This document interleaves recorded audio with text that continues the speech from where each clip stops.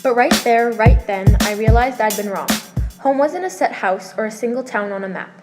It was wherever the people who loved you were, whenever you were together. My name is Amber, and this episode will review the novel What Happened to Goodbye by Sarah Dessen. McLean isn't an ordinary girl. She has been so many different girls in the past 2 years that she doesn't know who she really is anymore. What Happened to Goodbye is not part of a series, but Sarah Dessen has written 10 other books. It is a 402-page novel and is not that challenging to read, although it seems very large. The book is geared towards kids, ages 11 and up, because there are some swear words. The author chose a theme that is unique and isn't a typical adventure or romance novel. It is written in first person, as are most of the Sarah Dessen books. The main character in this novel is 17-year-old McLean Sweet. She has been many different girls in her life with different personalities, but in her new town, Lakeview, she's starting to act like her real self. The additional characters are Dave, Deb, Opal, her dad Gus, and her mother Catherine. Dave is weird, smart, funny, and easily likable. There's also Deb, who used to be the annoying and smart girl, but then McLean came along and they were instantly friends. Deb is now in a big friend group who have really gotten to know her. She's surprised them with so many different things about herself, like she is a tattoo expert, she used to be a drummer, and she is really good at organizing.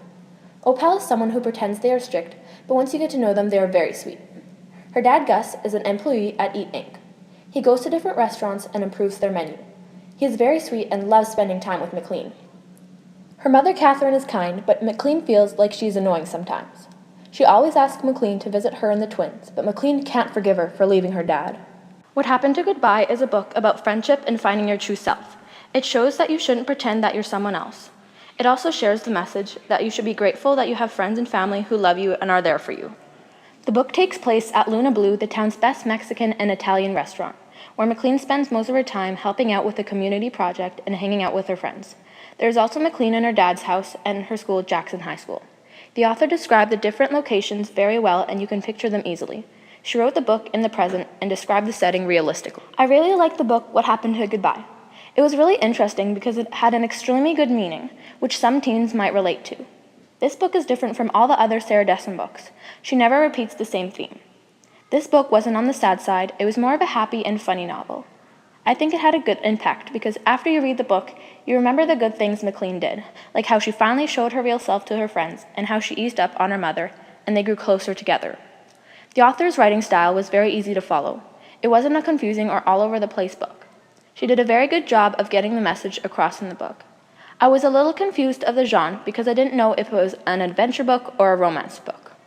But it was still a great book. I also hoped the book would make me not want to put it down, but it didn't really engage me as I hoped it would. I wanted it to have a bigger problem so that there would be a bigger adventure. The story felt very complete. My favorite part of the book was when McLean, her dad, and her mother finally were comfortable with each other after their divorce. It made me really happy and glad that they are close as a family again. If I was the author, I would have put a bigger problem in the story that would keep the reader more attentive and on their toes. I would give this book a 4 out of 5 stars. But overall, I really enjoyed this book, and I think a lot of other readers who like to have a good meaning in a book would love it too.